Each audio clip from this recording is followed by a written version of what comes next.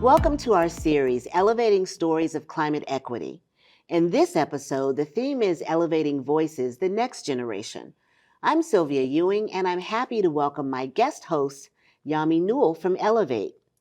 Today, we'll get a youth perspective on climate change from Jelena Collins, a high school student, and her mentor, Gary Canine of Seven Generations Ahead.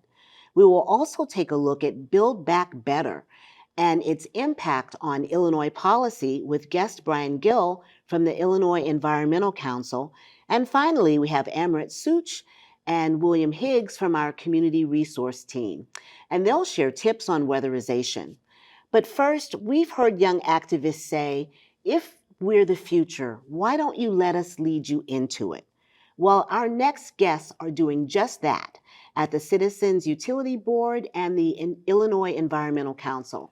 These two are millennial leaders in the climate justice space. Here to talk about their climate equity work are Cynthia Segura, Carbon Free Buildings Coordinator at Citizens Utility Board, also known as CUB, and Tanisha Harris, Chicagoland Conservation Manager with the Illinois Environmental Council, known as IEC. Thanks for joining us, and I'm going to ask you to please describe your work, and I'll come to you first. Cynthia, what do you do? Yeah, so I work at Citizens Utility Board, or CUB, and we are a nonprofit consumer advocacy group. So that means that we represent consumers and utility ratepayers in front of the Illinois Commerce Commission and the courts, and in getting consumer-friendly legislation out as well. But a large focus of our work does reach or is on, consumer education and making sure that people are aware of, utility benefits or how to access resources if needed. So we have an outreach team, which I'm a part of the outreach team. So we help do a lot of presentations and educate consumers on different utility programs and resources.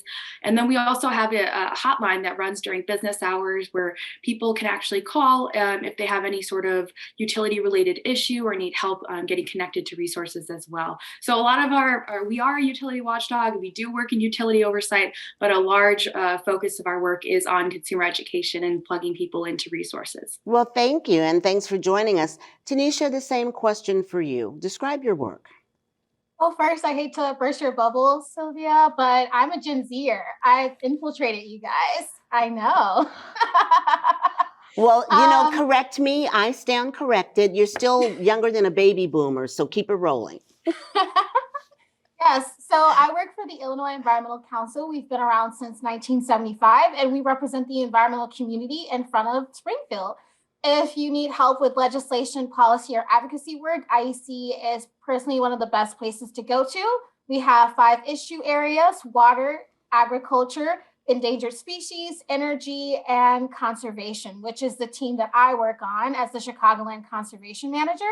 And what I do is I handle any conservation policy that has to do with Chicago, the suburbs, and sometimes the collar counties. That looks like expansion and access to green space. It looks like working on the federal America the Beautiful campaign and hosting community listening sessions, a part of it. And it also looks like some environmental justice battles, or which boils down to what our land use and zoning policies are. Otherwise, IEC does a lot of education awareness, but we do our best to pass some bills, such as the Climate and Equitable Jobs Act last year. And I'm excited because I'm absorbing this, Yami.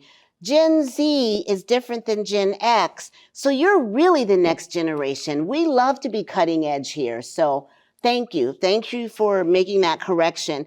And I'm going to just stick with you for this question. Tanisha, what are you hearing from your community about climate equity? And give us your definition of that, even though if you watch this show, you should be knowing what that means by now. Well, my definition of climate equity would kind of be the erasure of the environmental justice field. It means that skin color or your personal identity no longer predicts what type of environmental issues you're up to get against. It means that you have all the resources you need at your disposal to fight back against environmental degradation or pollution. It also means that your community is protected with policies and enforcement and regulations, kind of like affluent white communities. So climate justice is making sure that everyone has equitable access and protection from climate change and pollution. And it also means that your identity, whether that's your race and ethnicity, your age, where you live, your social economic status, no longer predicts or dictates how much of that, how many environmental issues you're going to encounter. Well, we're a long way from getting to where we need to go. I can hear the older folks at home saying, we've been waiting for that since Obama. But I love the definition. What are you hearing from your community? I'm hearing that there needs to be an emphasis on policy and action. If you hear from young people at our youth climate movement, which I'm a part of, we demand action now. And if we don't get it, we're going to vote out the politicians that don't have a climate platform. We're hearing that restorative justice and equity needs to be ingrained in any types of policies that are passed. And there needs to be a focus of bringing people from marginalized communities, like Black and Brown communities, to the forefront of these conversations to work through what solutions to these issues we have. I love that. And before I pass it on to Yami, I'll ask the same question of you, Cynthia. What are you hearing from your community about climate equity? Yeah, absolutely. And, given that I work mostly within the utility space, there's two things that really come to mind. First being energy equity. In the past 2 years, we've seen a lot of different factors that have increased, gas prices, our pandemic, an economic crisis, where, there are really concerns about energy burden, energy affordability at the table. Given like the heating affordability issue in Chicago as well, this really needs to be at the forefront of any sort of, solution down the road. Is that this is talked about, so that's great, but also we need to keep in mind that these are real people, and that, this is not temporary. This is not the last spike in, natural gas prices that we're going to see, but that energy equity really needs to be at the forefront, and that we need to be, upping our concern and talking about energy burden and affordability. And that was like first and foremost. And the second thing that came to mind was really access. So when I think of climate equity, I think about accessing initiatives to combat climate change and, benefits to the community.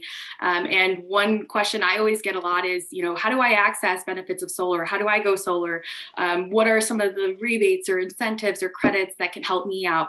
And I'm thinking on an individual level, like I mentioned, CUB does have a hotline, and I do get fielded those solar questions. So a lot of the times I will talk to people who are, concerned about, accessing those credits or those rebates, and they're unaware of those types of benefits. So a large part of my work is also educating people on that, but also talking about things like Illinois Solar for All, which is a solar program for income qualified and environmental justice individuals. So it's really great that we have things in Illinois like Solar for All that can really remove that financial barrier that has, historically kept people from, being able to benefit and, participate in solar.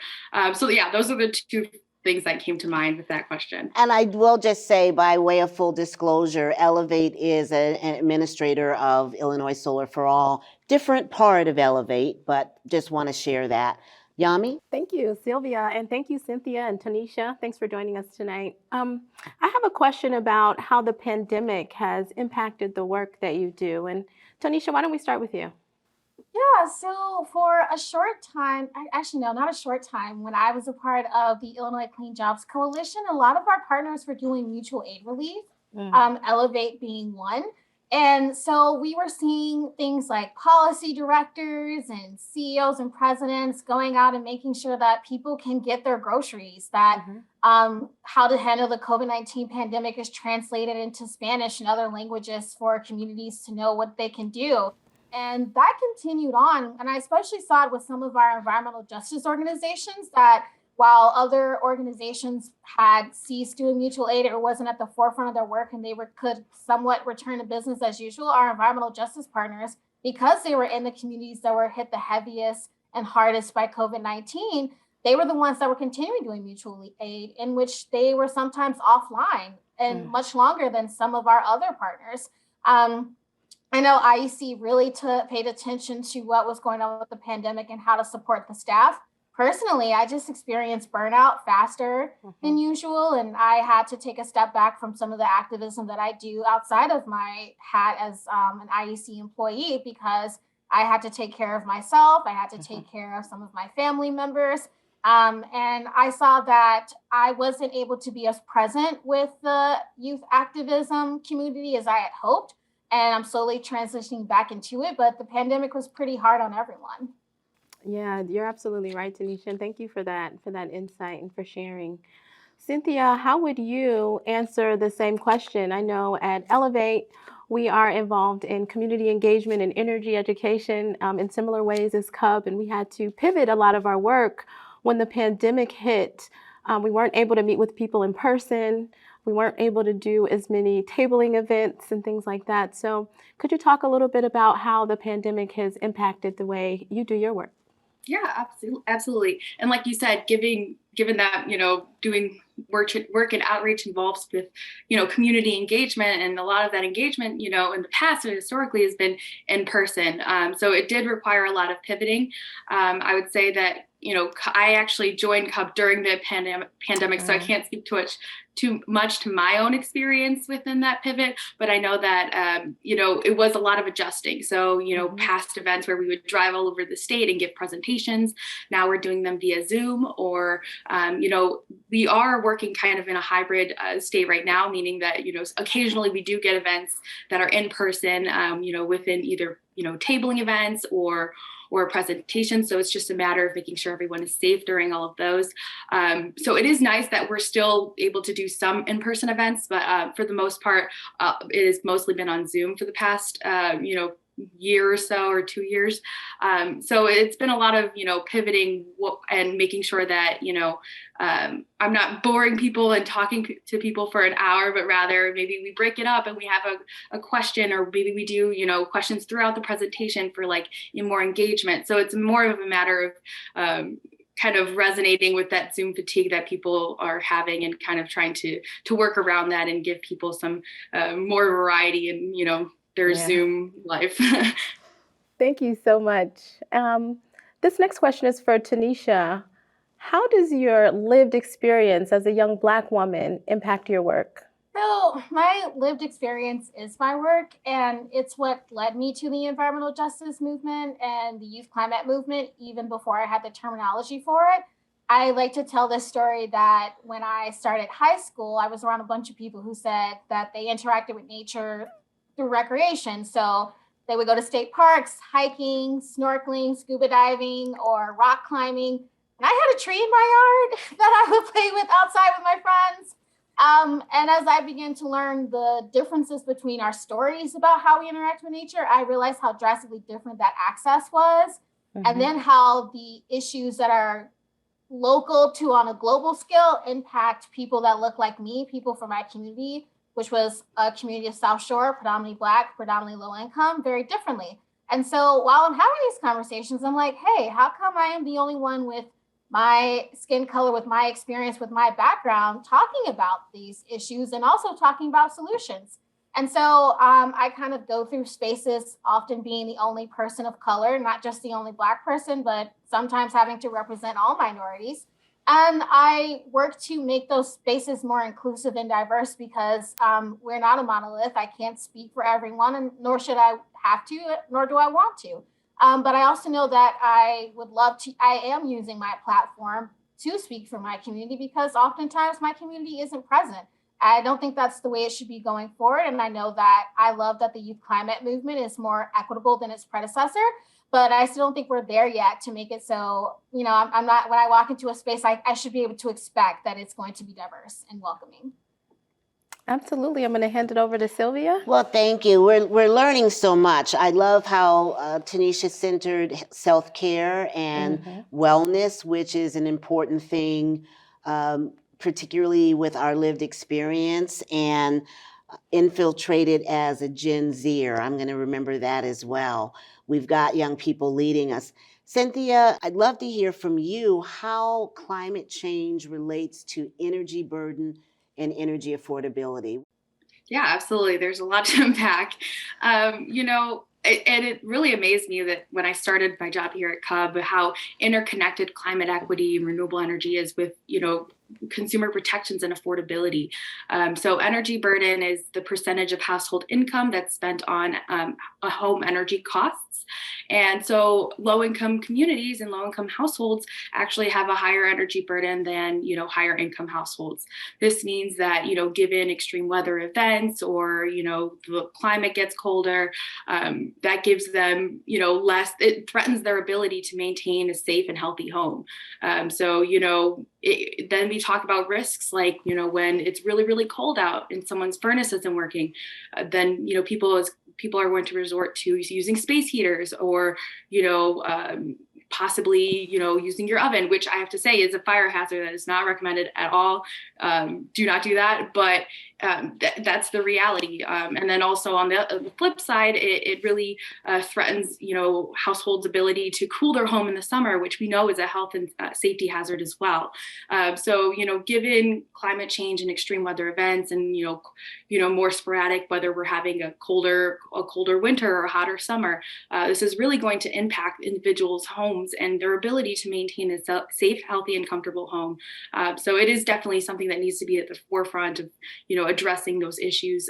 Is that like I mentioned, we need to talk about energy burden and we need to talk about affordability. Thank you so much. And now we're going to turn it over to Anthony, who has a question from a customer. Hi, everyone. We have a great question. Why should young people be engaged in climate equity? And let's throw that to Tanisha. Yeah, I think young people should be engaged in climate equity because we are inheriting the problem that we did not start, that we are doing less and less to contribute to, and because it's our future. Actually, it's our present. That 2030 is fastly approaching. It's in my lifetime. And so I think other young people want to have the hope for things.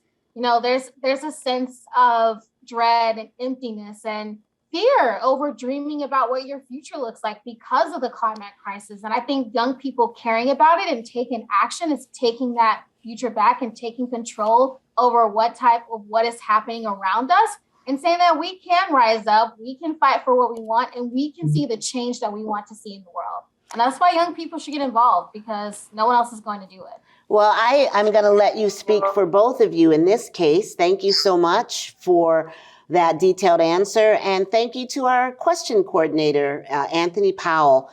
I'm going to come to our guests for a very brief, but hopefully positive look at the future. We know that time is short in terms of our ability to make a difference with the climate crisis, which is really here. And we know that it will take everyone at the table, as has been so beautifully articulated. But Cynthia, what excites you? Give us a brief look at what you're excited about by your work and for the future. Yeah, I'm excited that more people are talking about this. I'm excited that people are excited to go solar and talk about renewables and talk about energy efficiency and how there are, feasible solutions and that, it's accessible to people within the state and that we have programs where, people who have been historically unable to access solar are now able to.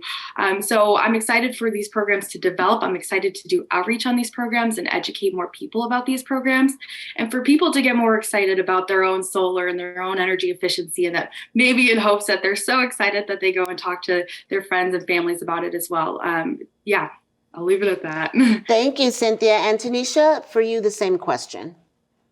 Yeah, I hope that to put a more positive spin on it, I do see that there's a lot of passion and drive within working in the climate movement. And I see that there are a lot of bright individuals out there that I hope will take up action and see that they can make a change in the world and they can create a better future with what they envision. And I'll leave it at that. Well, and with both of you, we've got examples. You have to see it to be it, and you've represented your generations and your organizations well. Thank you so much, Cynthia Segura, Carbon-Free Buildings Coordinator at the Citizens Utility Board, and Tanisha Harris, Chicagoland Conservation Manager for the Illinois Environmental Council.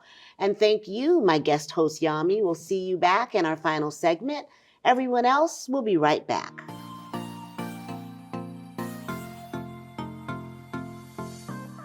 And now we have Gary Canine and Jelena Collins speaking on their time in Glasgow.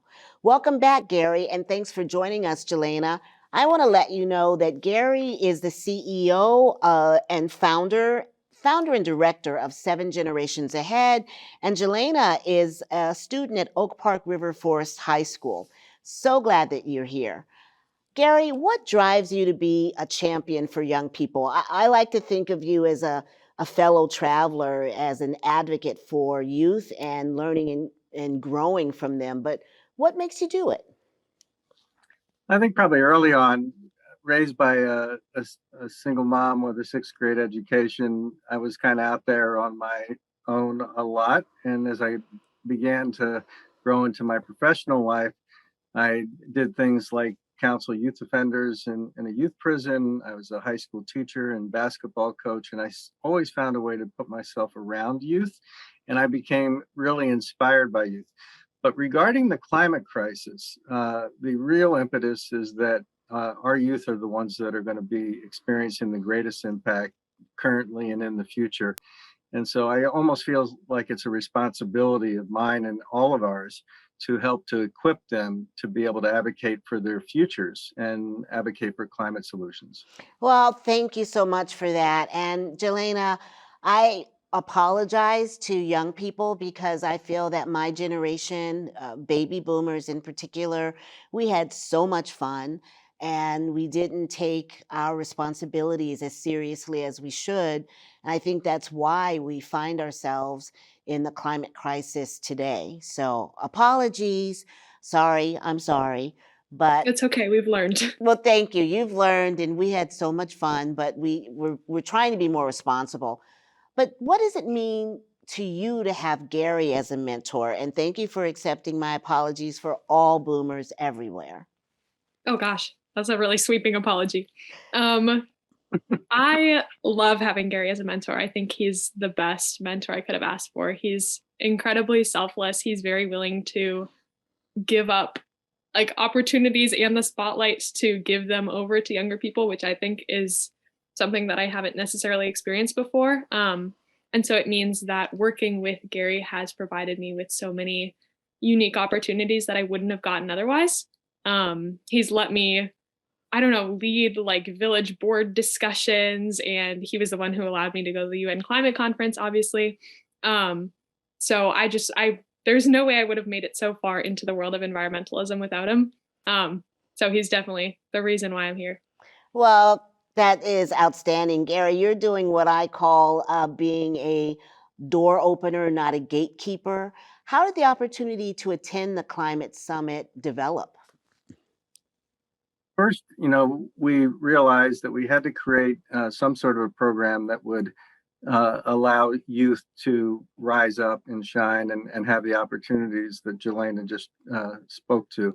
But at some point, and following the COP proceedings, the UN climate summits, we did some research, and I eventually applied to be a formal observer organization for Seven Generations Ahead at the summit. And so we applied, and lo and behold, we were accepted. And it was at that point that we were able to begin raising the money and to invite Jelena and two other students from Oak Park River Forest High School, two students from Chicago Public Schools. One ultimately was had to drop out, and then another student from Evanston. So, but it was being a part of the Observer organization officially that gave us the entrance to the summit. And Jelena, you got to go. What was the overall experience like? I think it was one of the best experiences I've ever had. It was really like sort of surreal to be in this city that was entirely focused on the climate for a week. You don't really feel the same prioritization of the climate here in Chicago. And so to be in Glasgow where this massive conference was happening and see, there are electric buses driving around and the ads for sustainable technology everywhere was really cool. There were protesters everywhere. Like it felt everything was about climate. And the other thing that I really liked about it was just how international the community felt. It was a very sort of empowering place to be because you have all of these people coming together with different stories, different experiences from all around the world. and they're all equally, if not more passionate about the climate than I am. And so to be in this environment where everyone is like super into the same stuff as I am and super knowledgeable about it was, yeah, it was really, really cool. I loved hearing everyone's stories. And I took a lot out of the experience. And do you have one story that was the most impactful part of the conference for you? I have a tie for two stories. One of them was me and the other four young people who got the chance to talk to actually one of Gary's friends, a man named Uli from the Kingdom of Tonga. He was the only delegate from the Kingdom of Tonga at the conference, which was felt kind of exclusive. It was cool. And talking to him was I found it very enlightening because he was from an island nation in the Pacific where they're really feeling the effects of sea level rise right now.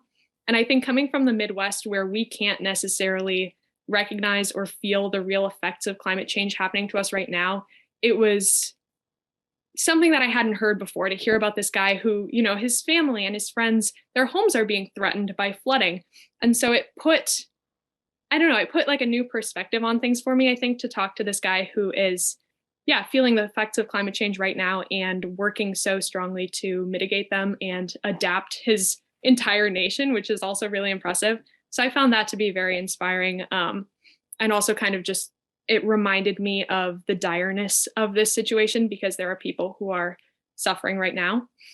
And then my other sort of favorite moment, Gary was there for this, was hearing Al Gore speak. I didn't go into the speech with like super high expectations. I thought it was going to be cool. But I didn't realize how exceptional it was going to be. It was really the best presentation I've ever seen because his presentation integrated so many numbers and so much data and just like information that I hadn't heard before. And it like took you through this whirlwind of emotions. It sort of made you start out feeling very dejected about the climate crisis and how things are doing, but he brought it back together with all of these solutions that we have and the actions that people are taking right now and how there is hope for the future. And I just found it to be a very moving presentation, especially after having attended this conference for a week. I was feeling a little tired. I'd heard a lot of like educational, finance, conservation talks. And so to go to this final presentation and feel grounded again and know that I could go back into this world of environmentalism, having learned a lot, was awesome. That's a wonderful report. I feel like we were there, and we manifested this because the last time Gary was on, we said, when you come back, will you tell us how it was for you and a student? And it's good to hear that OG Al Gore was representing and inspiring. Very often from a distance, it's easy to stereotype and lampoon, but he has cared about this for a long time. So I'm very glad that he was inspiring to you. And I'm going to stick with you, Jelena. How are you implementing the international learnings and advocating for climate change in your everyday life? I think that what I learned at COP, being in an environment of people who knew so much about the climate crisis, was that people in Chicago, relative to that, really don't know that much about the climate crisis. A lot of people know that it's a problem and they know, to turn off the water when they're brushing their teeth, but they don't necessarily know how they fit into this bigger picture. And so coming back from COP, I really want to make it a priority to teach as many people as I can where they fit into this issue, because for me, that was what inspired me to get involved in all of this, was when I had that like eureka moment of, wow, all of my actions are having an impact on the planet, and I suddenly understand the science behind what's going on, and everything made so much sense. So I really enjoy presenting to people, and I was doing a lot of that before I attended COP, but especially coming back, I've tried to make that a priority. I do a lot of work with policy and legislation, and I tend to be the only high schooler in the room. And so I want to expand that opportunity to other people. I want to make sure that I can get more youth involved in like more adults, I guess the adult side of climate work, because it feels like a place where young people should be and where young people deserve to be. And so trying to open that up to other people. I'm working with the city of Chicago right now on their climate action plan, which is really cool, and helping them get feedback from young people on that legislation. So that's a way that I'm working on that. And then I'm also helping my school write our sustainability policy right now. So that's another example. But Well, I I'm doing love good work. that. And I'll say to you, use this as well. Be a door opener and move past the gatekeepers. Thank you so much for that.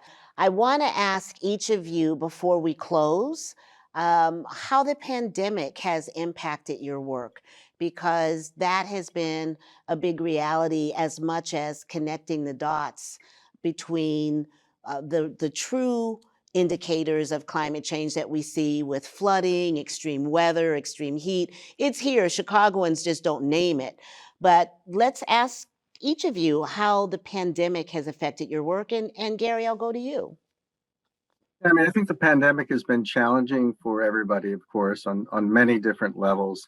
But if you look at it in another way, it actually created the opportunity to step back and to really take stock of what each of us are doing individually in our careers and in our personal lives. And for us, it was an opportunity to actually do some new program creation and to really think about, okay, this timeline has shortened. The science is telling us, and everything that we do moving forward now is going to have to be at a larger scale. And so that's what we did. We initiated with Chicago Public Schools a new project called CPS Goes Solar, and some other programs which hopefully will have greater impact. And I'm going to count my blessings. Not that any of us wanted to have the pandemic happen, but it just kind of forced, in some ways, that need to step back and to think, and we need to take the time to do that as individuals. So I saw it as a silver lining in some respects. Well, thank you. And I'll ask you the same question, Jelena. And as your final thought, how has the pandemic impacted you? And, maybe a word or two about what's next in your future. I think for me, the pandemic actually made my climate work easier. Um, Being virtual opened up a lot of opportunities for me that I wouldn't have been able to do otherwise, because my family doesn't have a car actually. So I can't necessarily get places in person. And it also meant that I was able to work with people and young people from all over the world, even. So I was doing projects with people in California at the same time as working with people in Vancouver and Chicago. I was actually living in Brazil last year. So I've been like all over the place. And I think having everything virtual meant that I could be involved in so many different projects at once. And I just had so many opportunities to get involved that I wouldn't have had if everything hadn't been virtual. Obviously, I'm not like a big fan of the pandemic, but I think that in terms of my own climate work, it actually opened up quite a few opportunities for me that I'm really grateful for. Well, I'm really grateful for your being here today. And I just wanted to flag, it must have been exciting to be in Glasgow when Governor J.B. Pritzker was making the announcements about the Climate and Equitable Jobs Act, because in a way, Illinois provided the best good news from the U.S. coming out of the last administration's lack of attention or belief in the climate crisis. We were the providers of good news with CEJA, weren't we? Absolutely. In fact, we were able to meet with Governor Pritzker. One of Jelena's classmate colleagues, Charlotte Meyer, was able to have a 15-minute interview discussion with the governor at COP26 in Glasgow, and Governor Pritzker was quite proud of our state's accomplishment. So you're absolutely right. Well, I thank both of you for being here. You give us hope. We have work to do. And I'll say to other adults and people who think that we've got all this time, we can't wait for them to take their turn as leaders. We are in a crisis now, and everyone has to be at the table making a difference. And I'm so glad to see the difference that Jelena Collins from Oak Park River Forest High School and our friend Gary Canine of 7 Generations Ahead have made. Thank you so much. Thank you, Sylvia. Thank you. And next up, we'll go to our weatherization tips with our community resource team.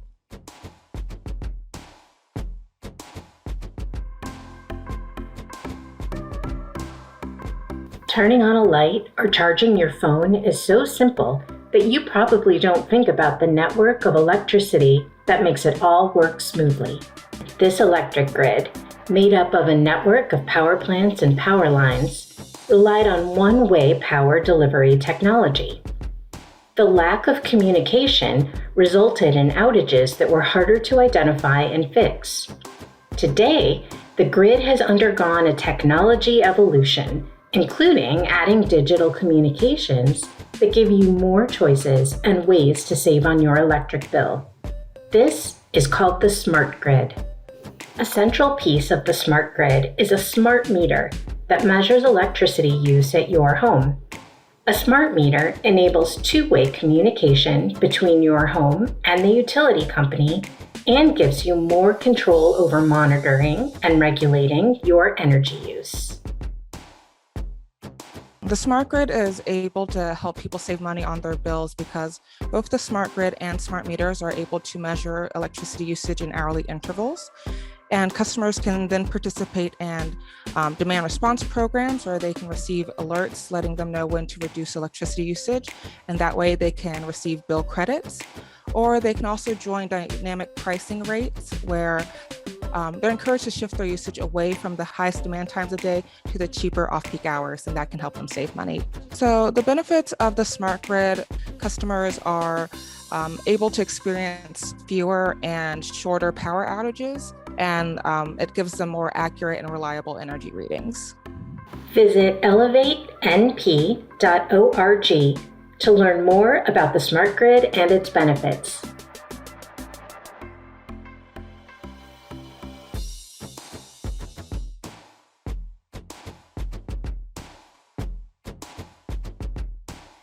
And now joining us are Amrit Such and William Higgs, Community Resource Coordinators at Elevate, on my team with Yami. It's good to have you back on the show, William, and nice to see you, Amrit. We've seen you in your videos and other programs, so it's great to have you here in person. And I'll come to you first. Amrit, tell us about your work. What do you do? Sure. So thank you for having us on the show, Sylvia. As part of the community resource team, I educate the community on how they can save on their energy bills and reverse the negative effects done to our environment by practicing energy efficiency tips at home. And William, describe it in your words. Very similar. I engage in consumer education around energy efficiency, as well as various savings programs in both the ComEd and Ameren utility territories, and also engage in general education around sustainability, energy efficiency, and related topics. I love it. And you really are the ears and the voice of Elevate. We had a meeting today where folks were in your meeting talking about our water work and just bringing you up to speed on other resources that you can tell consumers about. And William, sticking with you, how has the pandemic impacted your work in the communities that you serve? It's very interesting. The pandemic has, in a lot of ways, allowed us to broaden our reach geographically. I am located in Southern Illinois. Many of my colleagues are located in the Chicago area. So the pandemic has caused us to pivot more towards social media and towards digital learning. And that has allowed us to expand our reach in some ways, especially geographically. And it's allowed us to interact with audiences in ways that maybe we couldn't have in person. So there's some limitations, but there's also been some benefits. Thank you for that. And Amrit, how would you say it's impacted you?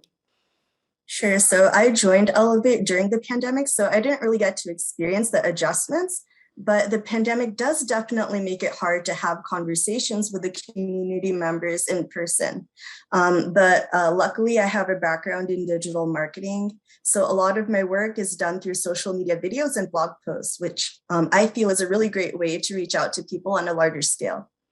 And you've done an outstanding job at that, helping us, along with Adrian Fox, start an Instagram account for both Elevate and specifically for the Community Resources team. William, what are some of the tips that will get consumers through this tough winter and hopefully help them save on their utility bills? Yeah, so one of the easiest things you can do to save money on your utility bill in the winter, the spring, the summer, any time of year is to switch from incandescent to LED light bulbs. LEDs use approximately 75% less power than an incandescent, which saves electricity and saves money. One of the other things you can do, especially in the winter, is to be mindful of where in your home heat is lost. About 35% of all heat loss happens through the walls, and a lot of that heat loss in the walls happens through the electrical sockets. So one of the things you can do is go to the hardware store and purchase some socket sealers. They're very cheap, maybe like $1, $1.25 a pop. And you can go through all the sockets in your house as long as you turn off the breaker first and seal them up. One specific winter-specific tip would be to set your thermostat at least 68 degrees or lower. That can save you a substantial amount of money during the winter. Don't go too far below 68 or you'll risk your pipes bursting, but keeping the thermostat around 68 degrees can save a lot of money during the winter and early spring months. And Amrit, do you have a tip that you'd like to share? Sure. So air sealing and insulation is really important. If your home isn't properly weatherized, the warm air will escape through the cracks and crevices of your home. But once you're air sealed and insulated, you'll have savings year round during the summer months too. I love it. And I believe we have a consumer question from our question coordinator for this program, Anthony Powell. Anthony, what's your question? Hi. So a consumer wants to know, how do I jumpstart a career in clean energy? How do they get in the field? Thank you. William, what do you think? So there are tons of opportunities to get into the clean energy field. One of the first things you can do is visit Elevate's website and go to our About section where we have our careers listed. Elevate is a large and growing organization that is currently hiring and hires on an ongoing basis. You can also keep your ears to the ground for any kind of solar job. There's tons of solar contractors doing work in the state, especially as CEJA allows for measures for communities transitioning away from fossil fuels and towards renewables to have kind of a precedence and like a option for that transfer. So keep your ears to the ground for any solar opportunities and be sure to visit our website. Well, I love it. And I didn't even prompt you to say that, but that is a great place to start. And you can also see many of our partners and learn more and see if this is a field for you. As we wrap up this section, I'm so glad that you were able to join us. Amrit, your first time. William, happy to have you back. Tell us very briefly one thing that you're excited about for 2022. And I'll go to you, Amrit. Sure. So I am really excited about creating more content and reaching out to community members through social media. I've been creating Instagram Reels. I've been having a lot of fun putting the content together for Instagram and educating our community members that way. So I'm looking forward to doing more of that this year. And we're looking forward to seeing what you do. William, what about you? I'm just looking forward to continuing our broad statewide engagement and to continuing to reach new areas in the state where we haven't reached yet in 2021. Thank you. Well, we'll see you next time. Thanks so much. And stay tuned. We'll be back with Yami and with our next segment.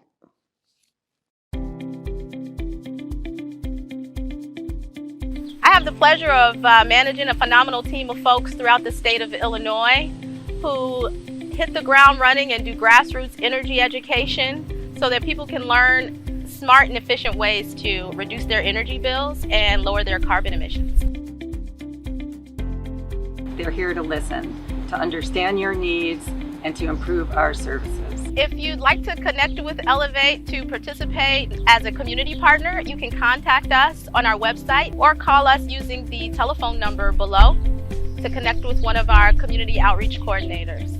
We love to come to your neighborhood to visit you. We also host virtual house parties, so if you and some of your friends would like to get together with us on Zoom, and learn how to save money on your energy bills, we'd love to hear from you.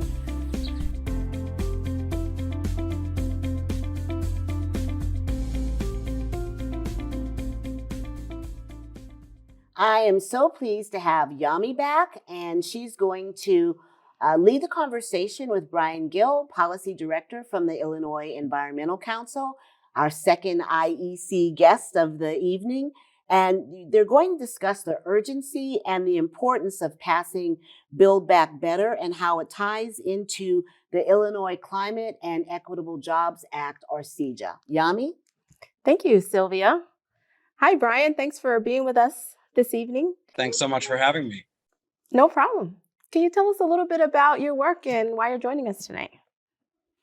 Absolutely. The Illinois Environmental Council organizes the environmental community in Illinois. We push to advance good public policy around clean air, clean water, and healthy communities across the state. Most of our organization focuses on state and city and local work. My role as our federal policy director is to lead our work at the federal level. So I work with our members and our partners to engage with the Illinois congressional delegation and the administration to advocate for good federal climate and clean energy policy, like legislation, rules, and regulations. Great, thank you. And so tonight we're going to talk a little bit about Build Back Better. Can you talk about the benefits for Illinoisans? Yeah, absolutely. The climate provisions in the Build Back Better Act, which are overwhelmingly popular, would lower home energy prices, create good paying jobs, and overall lead to a healthier, more equitable clean energy future in Illinois. It would be the strongest action the United States has ever taken to combat the climate crisis. A few specifics: the bill would offer consumer rebates to save families money, up to hundreds of dollars per year on their home energy bills.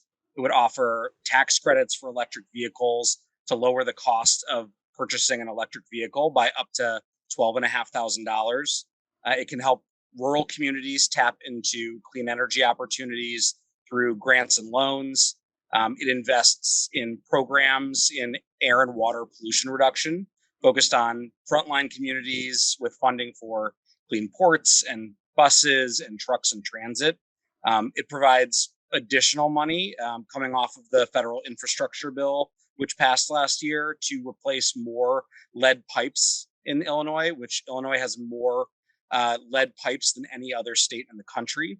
And it advances environmental justice through a new clean energy and sustainability accelerator that invests in projects around the country and delivers 40% of the benefits of investment to disadvantaged communities as part of President Biden's Justice 40 initiative.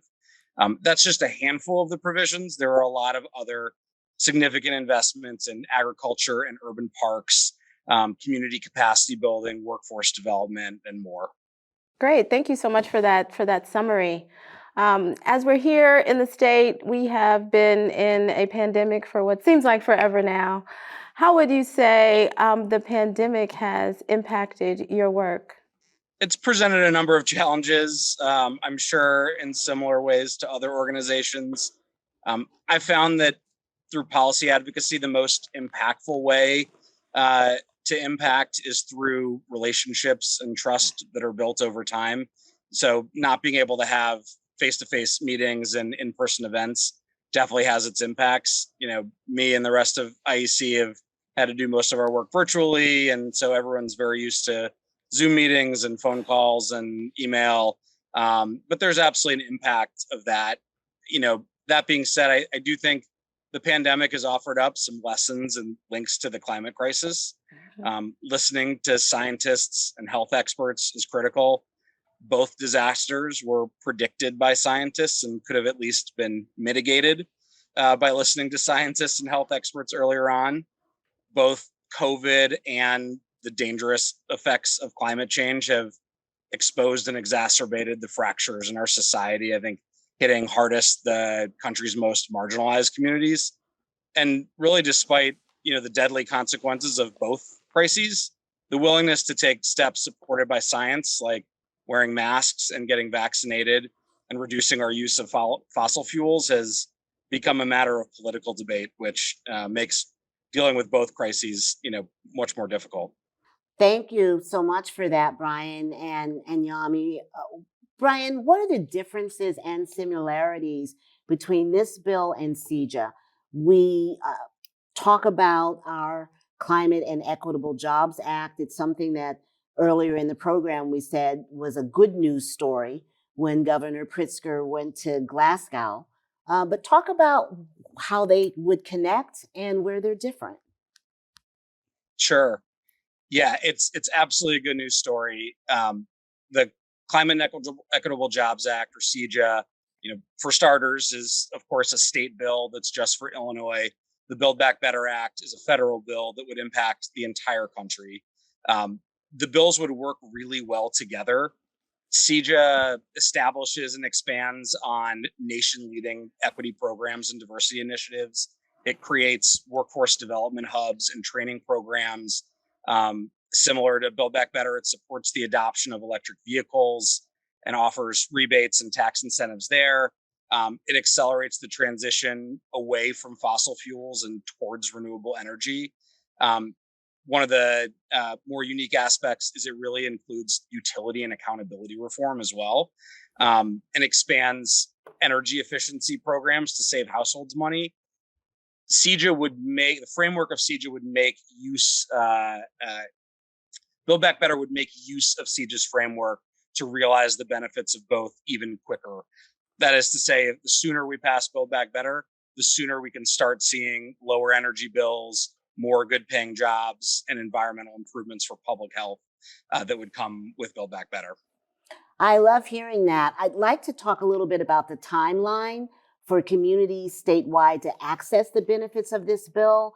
And I know that Yami works with folks around Illinois. So we see the difference between access in, say, Chicago or Cook County, and then in greater Illinois. So what's the timeline and how can folks access the benefits? It's really hard to say. Currently, Build Back Better is still being debated in Congress. And as I'm sure your viewers know, Congress is as divided as ever. There's other funnels of federal money that are starting to come into Illinois, and some of those have huge environmental impacts as well. There was a federal infrastructure bill, the Infrastructure Investment and Jobs Act, that has money for electric vehicle infrastructure and a lot of weatherization assistance programs. That's going to start hitting state coffers very soon. And then there's going to be also a lot of competitive grants that municipalities and the state and cities and public-private partnerships can apply for through the federal government. But on Build Back Better, the bill passed the House at the end of last year, and the Senate is debating it now. I would say the news can be sort of dizzying on this. Pushing Congress to make these investments in climate and clean energy, justice and jobs is really what both the science and the moment demand. Clean energy is the fastest growing industry in America. It provides a huge opportunity for high quality jobs that are going to help rebuild the middle class. So the sooner we can push Congress to make these investments and pass the Build Back Better Act, the sooner we can all start realizing the benefits. Well, I'm going to pass the mic to Yami in a second to ask her last question, but I want to touch on Justice 40. You mentioned that. Can you say briefly what it is? We talked about it on a show months ago. What is it and how likely is it to pass? And I can add that there's an accelerator that Elevate and other national organizations are involved in to help make access to this money easier. But what is it, Brian? So Justice 40 is a President Biden's administration initiative to make sure that federal investments, 40% of them at least, are delivered to communities to disadvantaged communities that are most impacted by these crises. So it's not a bill that needs to get passed necessarily, but a lot of the way that Congress is designing the Build Back Better Act and the way they've designed some of the infrastructure funds try to keep in mind the Justice 40 initiative to ensure those investments are going to the right places.